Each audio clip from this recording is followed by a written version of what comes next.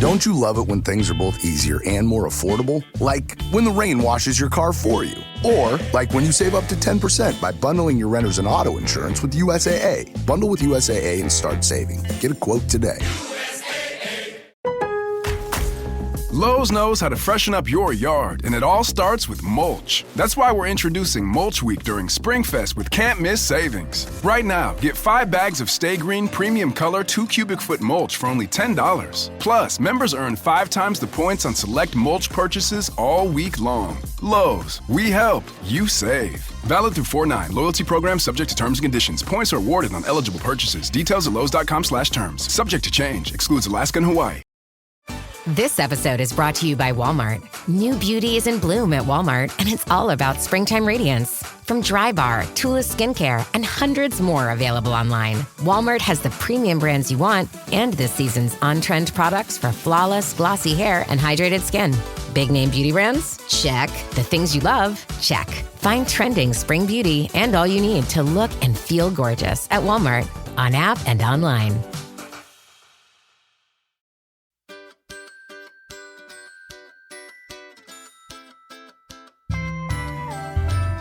Hello everyone, I'm Nicole Goodman. And I'm Lauren Nicole, and this is Self-Care Club. Today we are back to experimenting. Through popular opinion, Yes, that our demand. our experimenting shows are the most popular. Yes, they are. So we're back to it today, clubbers, and we are exploring the world of hypnotherapy. Yeah, this is obviously something that required an expert because we can't hypnotise ourselves or each other, although No. would be fun. But we couldn't. No. So we enlisted the help of Karen Lazarus. Karen is a cognitive behavioural hypnotherapist and a Hypno for Children practitioner based in North London with a passion for helping people to make positive changes. She is a devoted mum to 3 children ranging from baby through to teenager and has a wealth of experience working with people aged 5 and up, giving them the skills they need to help manage a broad array of anxieties and issues. She can work collectively with both the parents and children if necessary, providing tools and techniques to be used throughout life to improve their well-being. Karen, welcome to Self-Care Club. How does hypnotherapy actually work? Is it like Paul McKenna stage hypnosis? Look into my eyes, look at my eyes, don't look around my eyes. Yeah, so it's none of that. Okay. So the way it works is that I get you into a nice relaxed state. Then we access your subconscious mind, and then I give you suggestions, and you will accept any suggestions that you choose to accept, and your brain will choose to not accept the suggestions that you don't want to accept. So if I said to you, please start barking like a dog now, your mind would say, this is absolutely ridiculous. I'm not going to start barking like a dog.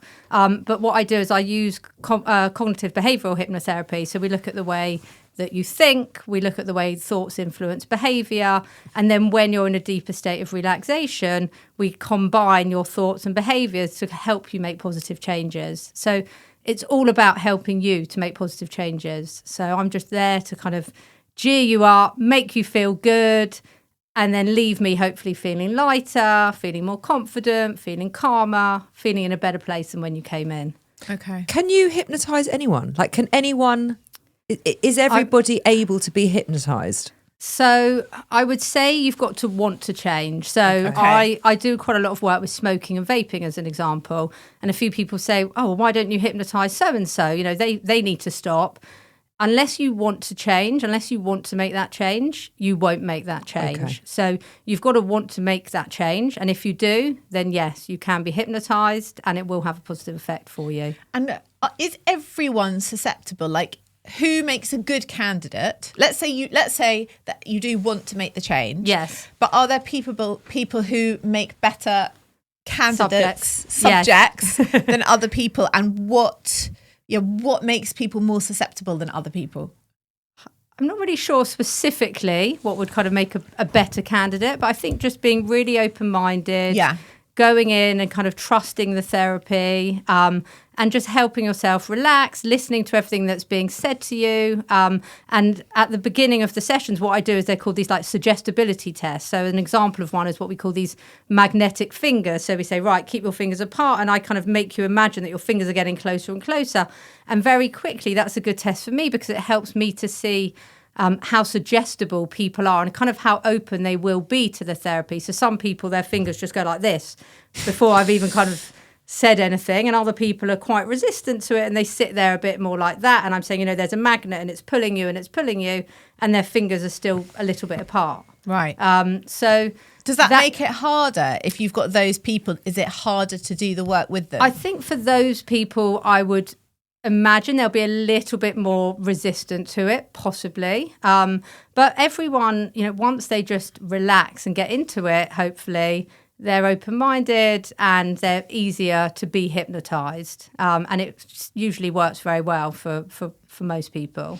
And what kind of things do people come to you for? You just mentioned about smoking. Like, what are the common problems that people come to you for? So the main thing, there's a lot of kind of habits that I work with. So I work with smoking and vaping.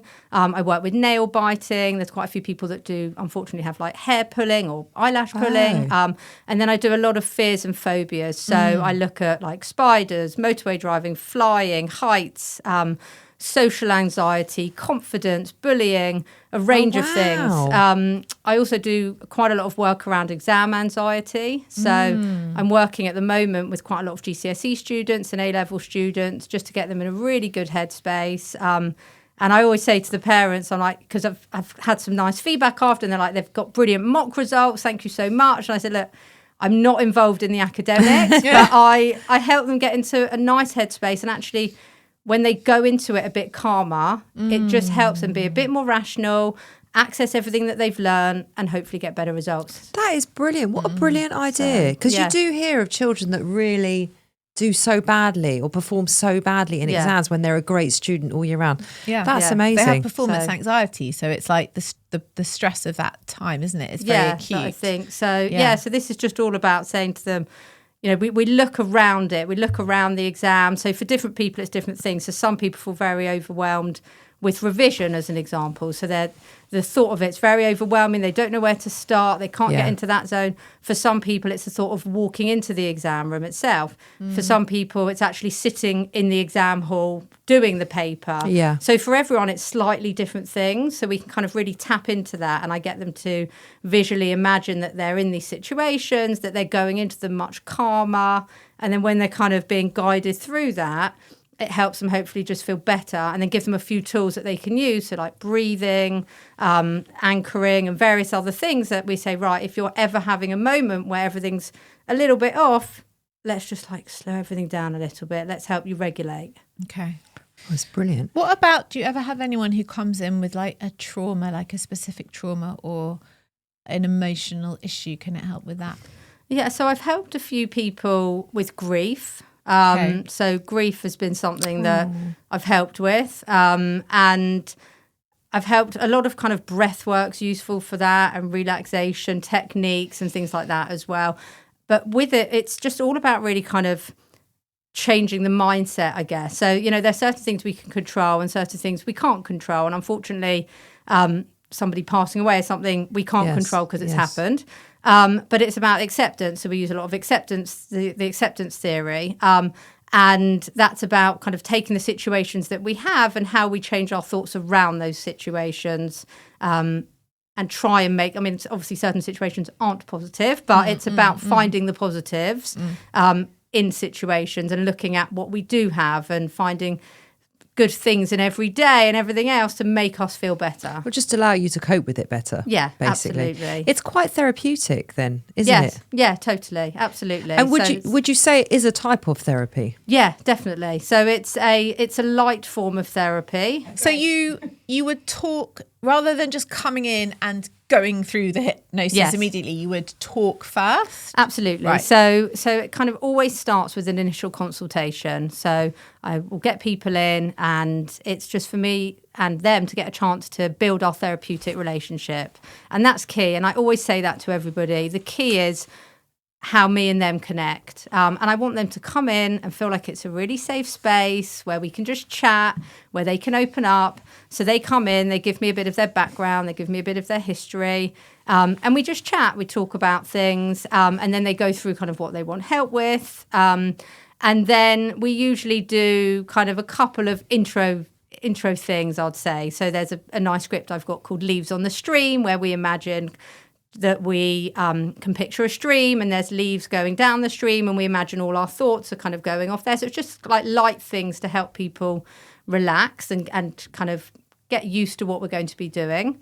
And then it depends really if it's adults or children, because I do quite a lot of work with children. So with children specifically, so I work with children from age 5 upwards. So with children, it's a lot more almost kind of chatting through play a little bit and taking them through like different tools and things like that. And with adults, it's a bit more of a grown-up conversation, I would guess. So so we have the initial consultation and then we go through the next sessions. But hypnotherapy, kind of the way it works is that it always starts with, the initial consultation. Then you have what's called the induction, which is just kind of easing you into relaxing and getting into the process. Then we have what's called the deepener, where we kind of go deeper into relaxation, where I'll often get you imagining you're kind of walking down 5 stairs, and as you're walking down each step, you're going deeper and deeper into relaxation.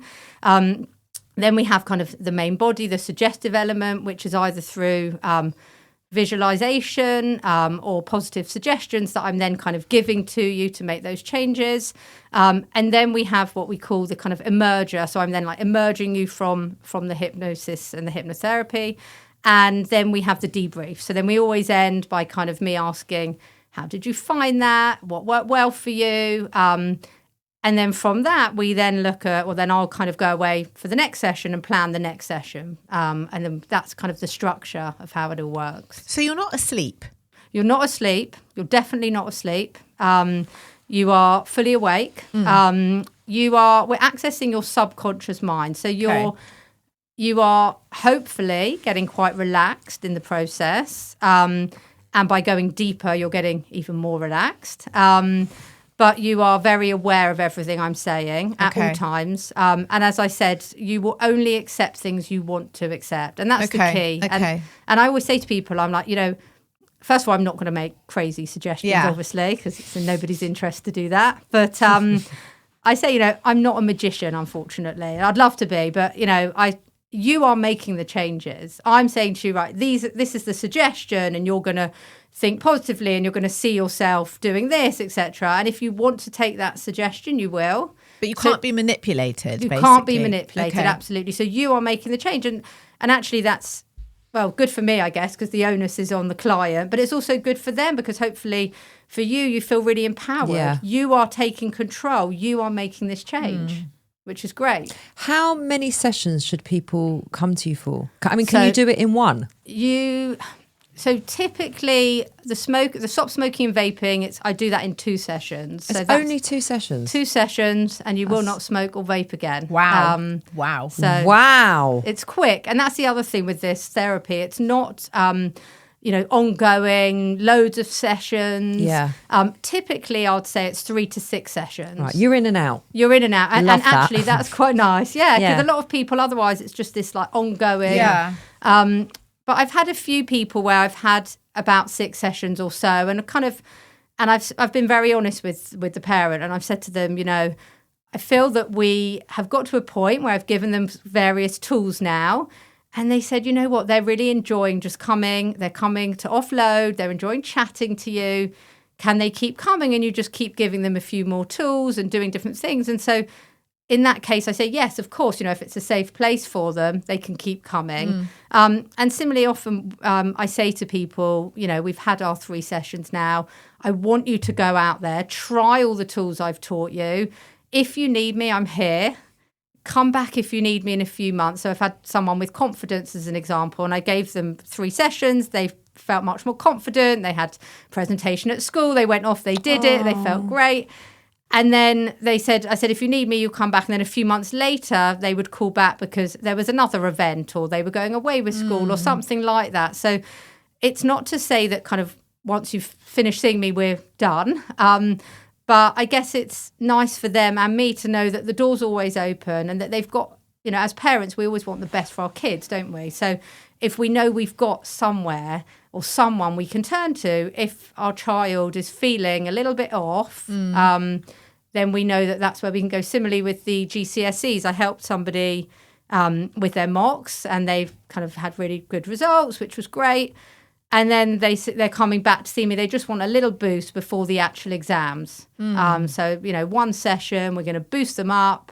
They're going to feel hopefully in a really good place. They'll leave. They'll get all A's. And that's it. So roughly people come to you for 3 to 6 sessions? Roughly 3 to 6, yeah. Okay. And I'm very much kind of like, calm, let me give you some tools and go. Because for a number of reasons. First, I don't want to waste people's money is the main one, I guess. And I think once I've given them certain tools, I want them to go out and try use them. So that's typically how it works. And it's immediate. There's no waiting time. There's no like in 3 weeks it will kick in. No, it's like immediate. you wake Kind of like the bloody like serums and things. Supplements. Like 6 weeks, Exactly, 6 weeks to see if it works. So you come out of the session and you're ready to go. You hopefully feel really good. Yeah. And off you go. Wow. Yeah. Okay. So it's So it's immediate. That's amazing. Yeah. Which is good. Okay. Well, you have kindly gifted us 2 sessions each, haven't you? I'm very excited about it. Yeah. We are too, and we can't wait to experience it. And then we're going to report back. We're going to cut to a break, aren't we? Yeah. And then we're going to have our sessions. Excellent. So we're like doing this show in 2 parts, and then we're going to come back and we're going to share our experiences. For everyone listening at home, how can they find you? So you can. I've got an Insta page which is YourTherapy24. And do you have an email they can contact you at? Yes, so you can contact me at karen@therapy24.co.uk. It's therapy24.co.uk. And we're going to put that all below in the show notes. So anyone listening now, don't worry, you don't need to scramble and find a pen. It'll just scroll down and you'll see all the details there. Karen, thank you for coming to Self Care Club. Thank you so much. I look forward to our session. Yeah. Thank you for gifting it to us. I have wanted to do hypnotherapy for a long, long time, so I'm really excited. Good. Great. Thank you.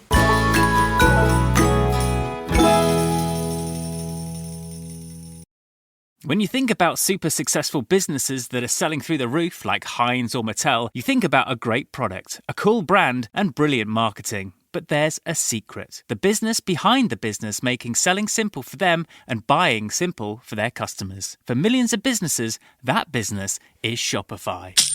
Upgrade your business and get the same checkout as Heinz and Mattel. Sign up for your $1 per month trial period at shopify.com/promo, all lowercase. Go to shopify.com/promo to upgrade your selling today. Shopify.com/promo. This episode is brought to you by Indeed. When your computer breaks, you don't wait for it to magically start working again. You fix the problem. So why wait to hire the people your company desperately needs? Use Indeed's sponsored jobs to hire top talent fast. And even better, you only pay for results. There's no need to wait. Speed up your hiring with a $75 sponsored job credit at Indeed.com/podcast. Terms and conditions apply. It's time for basketball, and Uber Eats is dropping deals on game day favorites to keep you locked in on the action. Like when you're craving a buzzer beater, but also buffalo wings. Or when an upset makes you want to ugly cry into a pizza. And right now, Uber Eats has game day deals from McDonald's, Popeyes, Pizza Hut, Wendy's, and hundreds more local favorites. So you can keep your eyes on the ball and your hands on a hamburger. Order now, only on Uber Eats. Product availability varies by region. See app for details.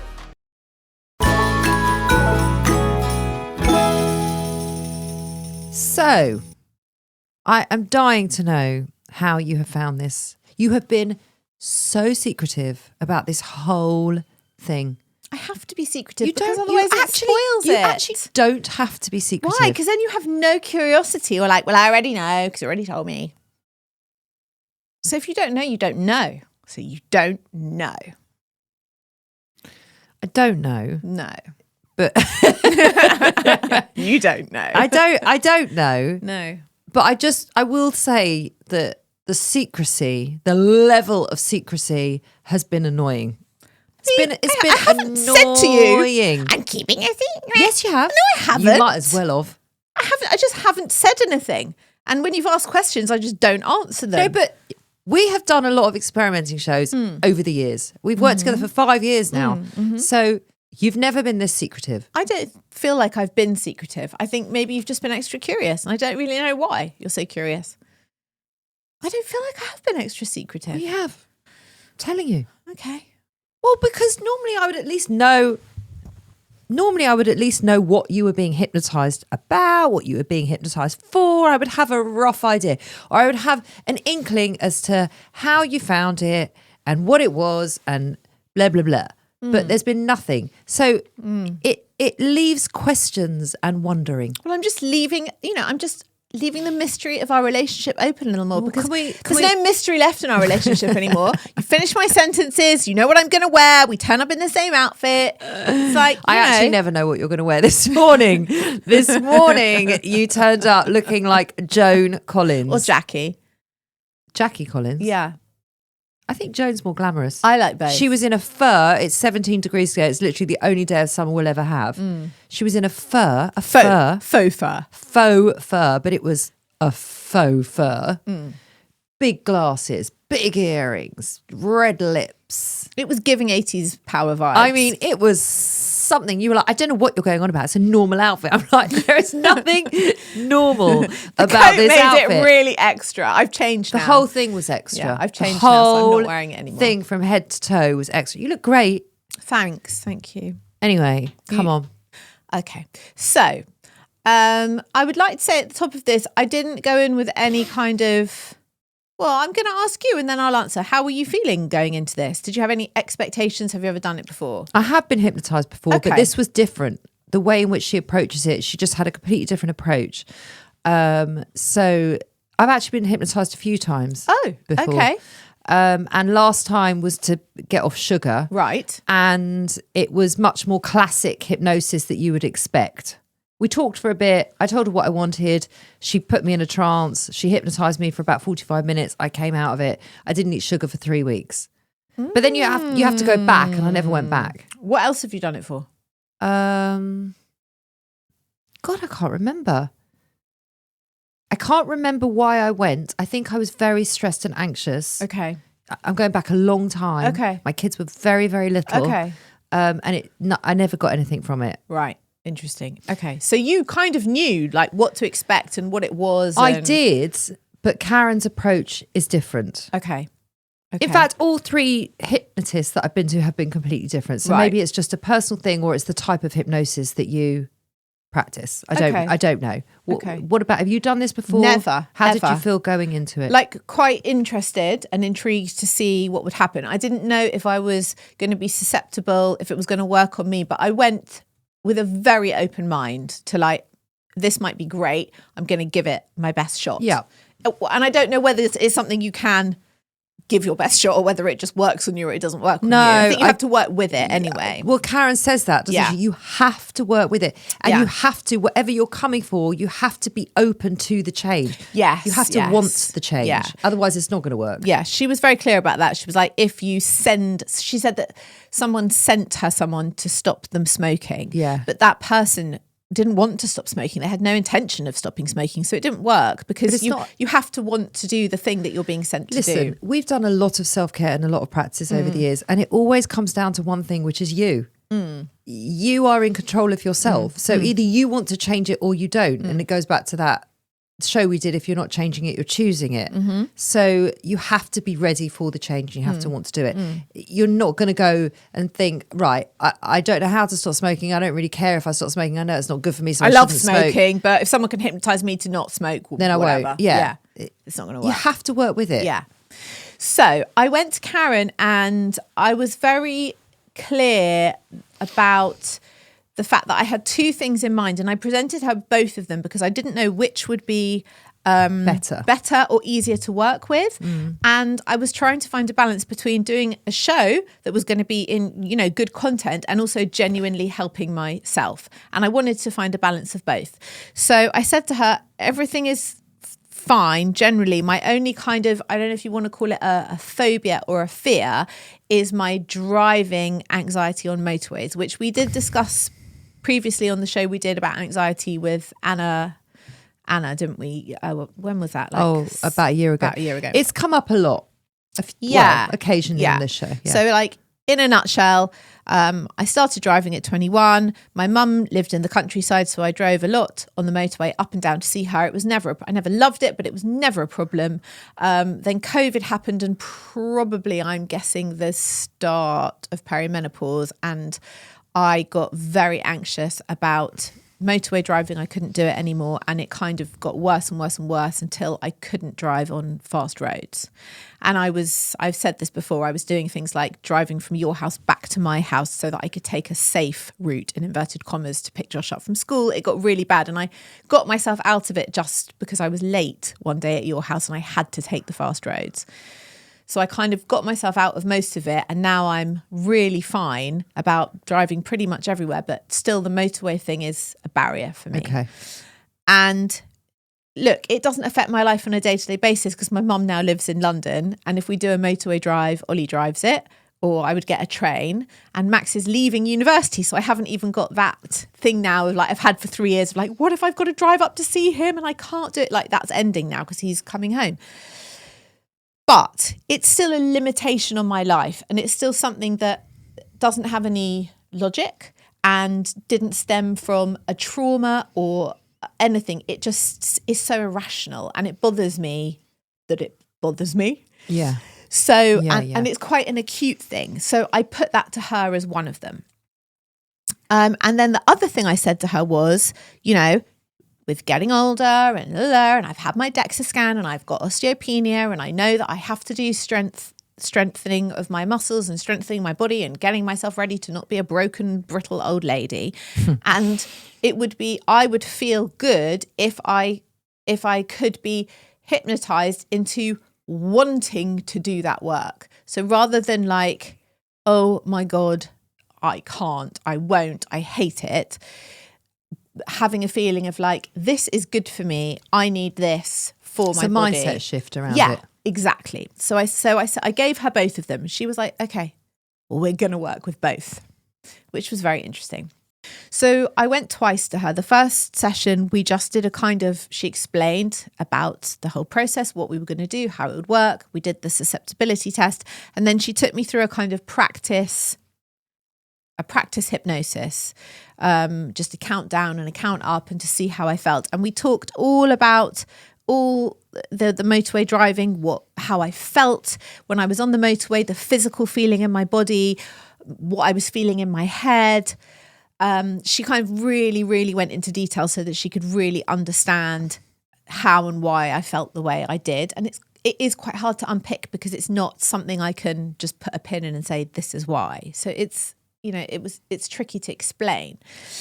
And then the second session, I sat up and we did a whole hypnosis. And then the second session, I lay down and she took me through 2 scripts. The first script was for the motorway, and the second script was for the feeling positive about wanting to exercise. And I don't remember everything she said. I don't know if you had this. I did, yeah. So I was definitely awake, but I wasn't really aware. Well, she takes you into a very meditative state. Yeah. I think that is the easiest way of explaining the state. It's not like, close your eyes, and she's like, got a pendulum in front of her face. It's not Paul McKenna shit. It's not like that. There's no theatre to it. No, none. So she gets you to do some deep breathing. Relaxing. She relaxes you into a state where you are in deep relaxation so that your mind, so then she can then tap in to your subconscious, and that you are more able to take on the suggestions. Yeah. So I felt like I could hear her voice. I wasn't asleep, but I wasn't quite awake. I could hear her voice, but I couldn't remember when I came out of it everything that she said in the script. Did you have the same? Absolutely. You know that moment of when you're about to fall asleep and you are in such deep relaxation. It's that. Yeah. It's the easiest way to describe the state that she gets you in. But when she said, okay, in 5, you're going to open your eyes, in 4, you're going to feel very refreshed when you wake up. I could hear all that, and I did it. Yeah. And when I opened my eyes, because normally if I'd had a nap, I would feel a bit groggy or a bit like, oh, I've just had a nap. You don't feel like that at all. I felt completely wide awake. I felt completely normal. Yeah. Completely normal. Yeah, completely normal. So I knew I hadn't been to sleep because I didn't feel like I'd been to sleep. Yeah. So what happened? Well, she said, you need to kind of exercise the muscle now, like flex what you've been taught.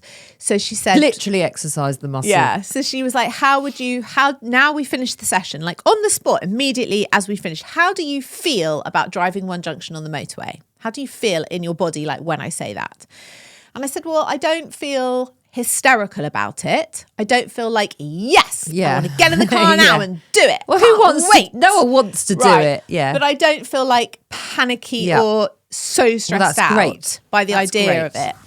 And I have to say, this was the sweetest thing. She offered to do it with me. She said, if you'd like me to come with you this week, I will drive. She said, I have confidence in you. I have faith in you. I will sit next to you in the car and we can do it together if you want. It was the sweetest. It was like so kind. That is so gorgeous. It was so over and above. It was so kind.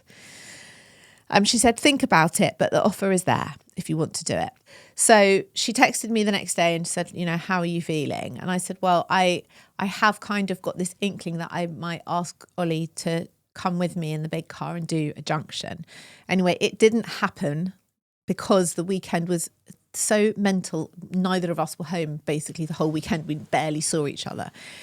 So I haven't done it. Which is a shame because it would have made a much better show if I could say to you, I did a junction and it was amazing, but I didn't yet. Can I just say though, for you to even consider it. Yeah. And for you to even work out what car you're going in and getting Ollie there and for it even to feel like you are it's able doable. To do that is a big shift. And the feeling I said to her was, I'm not sitting here with glee like, I can't wait to do it. But I also kind of feel in the back of my mind, like, I think I can do it and it will be fine. Like, that's my general feeling. Like, I'll just do it and I'll be like, oh, okay, I did it. Yeah. And that's where I kind of am with it now. I don't really want to, but I do feel like I'm capable. Yeah. And that was big. That was brilliant. Big. Right. The exercise one.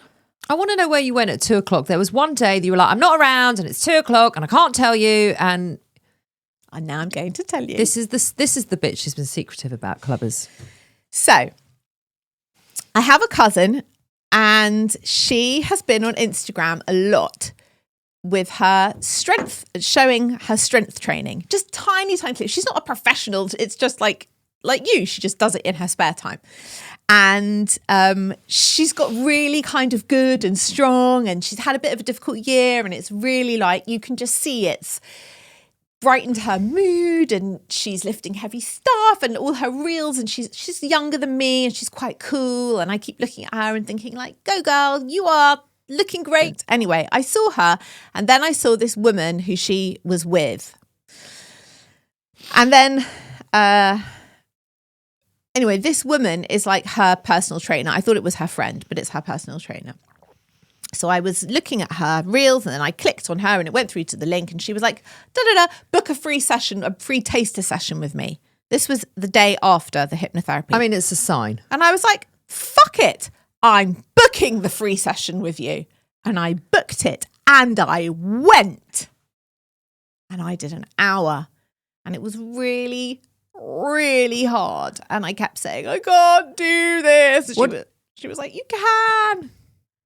Was that the 2:00 thing that you had? Yeah. I mean, I have to say I am speechless. I knew you would be speechless. I'm speechless. I know. Like in the middle of the afternoon, after lunch, I changed. That's a really hard time. I changed into gym clothes. I drove to this new gym. Scary. Where? Oh, it's near me, right. Like 10 minutes from me. That is less than 10 minutes Firstly, I just want to say it's a really hard time to do it because once you're like dressed and you're ready for the day and then to get into a different mindset and change it. So the fact that you even did it at whatever time it was, 2:30 is amazing. So congratulations. Thanks. The fact that you did it at all is amazing. Right. And then she was like, right, if you want me to help you, you have to join. So it's X a month and this is what I charge a week. Do you want to put in 4 sessions with me and do them this month? And I was like, yes, I do.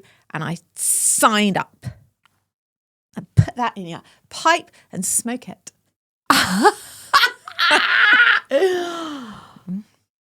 Do we put that down to Karen? I don't know. I Nicole's going to faint. She's going to faint. I literally She can't speak. Which is terrible for a podcast. I know. Don't faint. Do you need do you need some sugar? Do you need a sweet? This is a big shift because this is a big shift. This is a big shift. This is seismic. It is. I haven't started with her yet, though. You have? Yes, you have. No, I've done one, but yes, that's starting. Okay. By the way, you would never, ever, ever have done that. And by the way, it wasn't fun, and I didn't like it. It was really fucking hard. And how did you feel after, though? Really sore and exhausted. I was asleep on the sofa at 9:30, out cold. Wow. Exhausted. Were you hungry? Not especially hungry, just absolutely knackered. And your body the next day? Sore. Yeah. Sore legs. Oh, sore God, legs. you kept that to yourself. Sore legs. God, you kept that to yourself. I did. I wanted to surprise you. Sneaky little I wanted thing. to surprise you on the show. Well, you did. Yeah. You did. So you wouldn't have had a natural reaction if I told you all this info before. No. I am very proud of you. Thanks. I am also speechless. Thanks.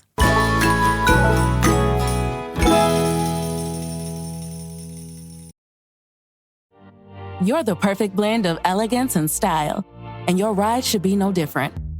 The 2024 Hyundai Sonata Hybrid meets all your needs, from business to brunch and everywhere in between. With head-turning details like a sleek front end, plus stylish interior, and an available 12.3-inch digital instrument cluster and seamless tech integration.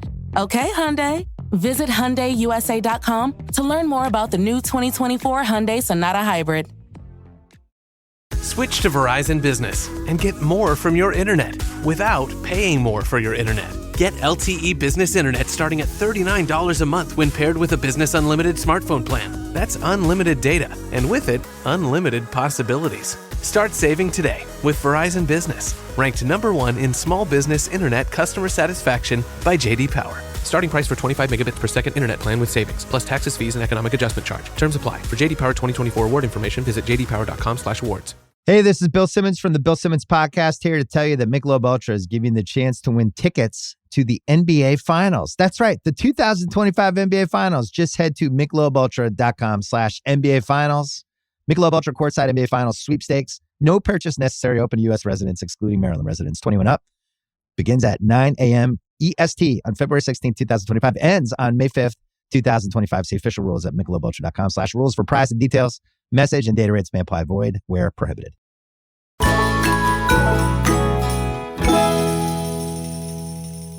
Okay. I was speechless. Now I want to hear about yours now. So I went to Karen and wanted to initially stop. It was the sugar thing again. It kills me. Like I am a very disciplined person. Generally. Very. I don't know about very, but I go to the gym most mornings because I love it. I love my routine. I walk 12 to 15,000 steps a day. I move a lot. I love moving, but my diet at times lets me down. And I'm either like what I would say on it or not on it, for want of a better phrase. So I'm either just eating really healthy and eating the foods I want to eat and fueling my body how I like to fuel my body, or I'm not. And it is one or the other, and I can't stand it. And a big part of that is sugar. So I don't really drink a lot of alcohol. I mean, if I have, I don't think I've drunk any alcohol for about 2 weeks. Oh no, I got drunk last weekend, but I very rarely get drunk. I might have one glass of wine on a Saturday night, and that's about it. So, and I really can take or leave alcohol, and I have a really good relationship with it. I enjoy it if and when I need to, and I really do leave it when I don't. So I said to Karen, I really just want to have the relationship that I have with alcohol, or the relationship I have with exercise. I want that to translate into my relationship I have with my food, because it just lets me down. It brings me down, and it is such a fundamental piece to my well-being and self-care, what I'm eating. And I've got this fuck it mentality of the minute I eat one Oreo, I'll eat 10 Oreos. So is it like once you've started, the floodgates open? Because Ollie's like that. Yeah. Yeah. It's like once you've had a taste of it, I can't stop. You can't stop. You can't just say, you have one and then you're fine. And so then the next day I'll wake up and I'll have a headache, or I'll feel groggy, or I feel hungover sometimes from sugar. Yeah. and it makes me feel crap. And it's not getting me to where I want to get to, which I want to feel as I go through deeper into the menopause. I want to feel energized and I want to feel strong, and I want my body to look strong, and the way in which I'm eating is just not helping me. But you are quite an all or nothing. So it's quite you, and Ollie's the same. Yeah. It's like when you like something, you really like it. Yeah. It's not a mod. It's like so exhausting. It's like the opposite to me because I'm so moderate. Yes. So I said to Karen, I really want to break this for this restrict binge. Now, it's not as severe as restrict binge because I eat really well. Yes. And when I'm binging, I'm probably not binging like... You're not eating like an entire cake. No, I'm not. Yeah. But I just want to get out of this either or scenario. Mm-hmm. This is how I want to eat. This is the relationship I want to have with food. Yeah. And I just don't want to veer off of that. Yeah. I have a very busy social life. So usually the social life kind of brings me down if I'm at a restaurant that I love, or if I've gone to someone for dinner, and then I'll have 2 bowls of dessert, and then I'll come home and then I'm in the fridge and I'm eating chocolate buttons and the Oreos, and I just can't stop. So Is it only sugar? No, it's not only sugar, but sometimes the sugar leads to me then eating loads of crisps, or I'll eat, it just moves on. Right. But it is mainly the sugar. Right. The sugar brings me down. Okay. And if I didn't eat sugar, I know I feel so much better when I don't eat it, because my headaches are gone. I feel energized throughout the day. I don't get to slump during the day. It's a whole knock-on effect, right? I sleep better. I wake up. I feel brighter. Like, it's a whole thing. Mm-hmm. So it was my attitude towards my food and to stop eating sugar, which is quite a task. Yeah. So we did the exercises. Yeah. We talked loads. We talked for about an hour first, and we really went through everything. She explained how everything worked, very similar. And then I laid down and she took me through what she calls a script. Yes. I don't really know what was said in the script, as we explained before. I definitely went into a very meditative state, and I came out and I felt great and alert and everything else. And then she took me through another script. We talked a bit more and she took me through another script. And it was all about, I remember her saying it was all about the path of error and the path of excellence. That was definitely in my script. And I can either take the path of error or I take the path of excellence. And she really broke that down and what that looks like, using all of my language, all of my words that I'd explained to her in the hours chat. Anyway, came out of there, felt great, felt absolutely great. That was last Wednesday. It's now Monday. I have not even thought about sugar. Wow. I have not thought about chocolate. And there are Easter eggs everywhere, by the way, because it's about to be Easter. Yeah. I have not, it hasn't even occurred to me to eat something that isn't good for me. I was at my mum's on Friday night. On Friday night after dinner, all of us, she's got a kitchen and then she's got this little utility room where there's an extra fridge, and that's where all the chocolate is. Right. And after dinner every Friday night, we all huddle in this small area and we're all like scavengers. Rummaging. Yeah, it was scavengers for the chocolate. I didn't go in. Wow. Didn't even want it. The next day, Daisy was like, had her hand in the chocolate thing. And she goes, do you want? And she handed me munchies. Right, I love munchies. I love munchies. a munchie. Oh my now, God, they're so good. I could have at that point stuck my hand in, could have eaten it. Of course. And that's when I think Karen means when you've really got to work with it. Yeah. You've got to want it and you've got to work with it. Yeah. And I said, no, I'm off sugar for now. I've had a whole weekend of socialising. I have... Like we went out for this gorgeous Turkish, and I'm normally with all the bread and all the aubergine and all the overdosing on all the starters and all the fried bits at the beginning. I didn't have any of it. Not because I'm restricting, but because I didn't want it. I didn't need it. I ordered fish. I never order fish. I never order fish. I really wanted it. I had the most delicious dinner. Came home, made myself a peppermint tea. Oh no, I'm just trying to point out the ways in which I fall and where I fail. Yeah. We had people over for lunch yesterday. It was Mother's Day. And I'm also setting myself up well. So I made desserts that I knew I was happy to eat. The Ninja Creamies with the frozen yogurts and everything else. And I just stuck to how I wanted to eat. I've done that all weekend. I never do that. Ever, ever, ever. I cannot tell you, it is like, and I sent Karen a message last night to say, I actually can't tell you how different I feel around food. Wow. It's like, it's suddenly now not an issue. Wow. This is how I eat. This is how I want to eat. And that's the end of it. There's no other conversation. I said to her, can you turn off the food noise? I have so much food noise.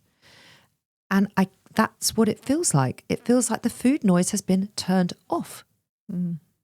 I can't believe it. When you say food noise, what does that mean? Like, I fancy a treat. I think about food. But so do I all the time. But for me, that's like part of the reason why I would get up in the morning, like, because I love that. I love the noise of it. What am I going to eat for breakfast? And then I have it for breakfast. Then I'm like, am I hungry? Do I need something else? Do I need something sweet? When should I get something sweet?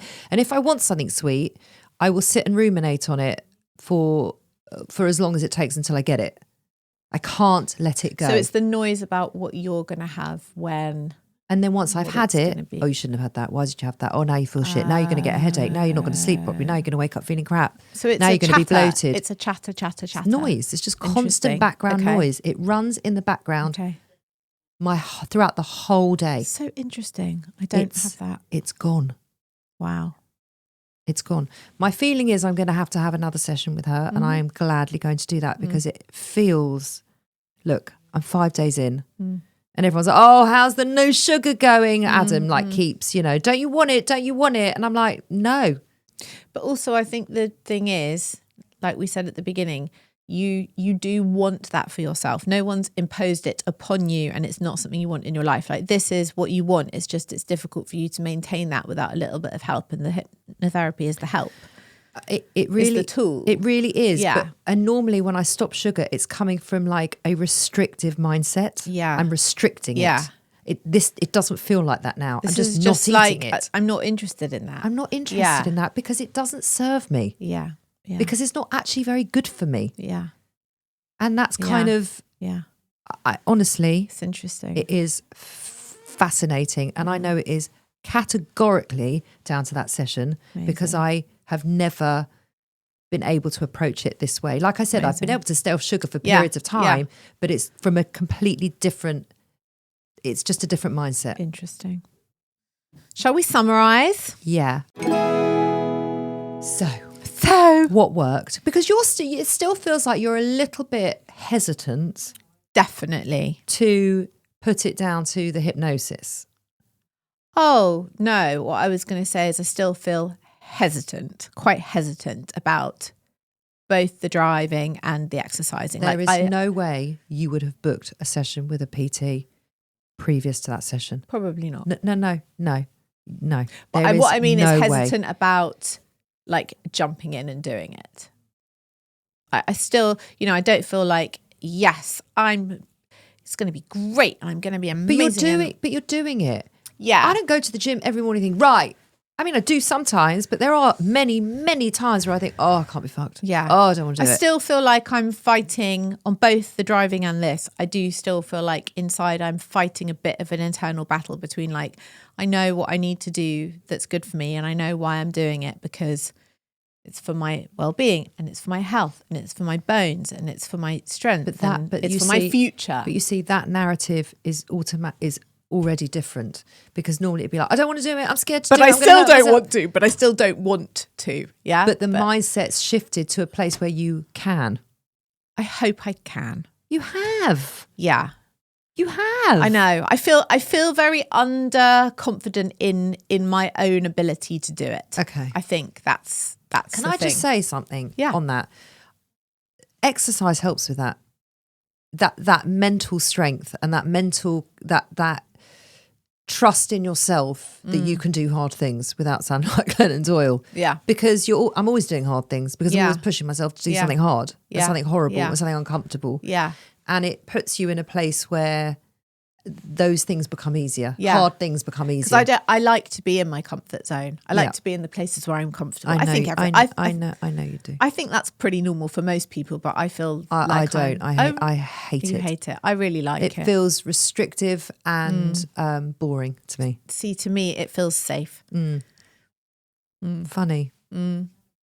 Okay, so yeah, I can't say I feel like gung-ho, amazing, but I do feel like it was helpful and very interesting to experience. Yeah. And you? Oh, I'm amazed at the results. I am amazed.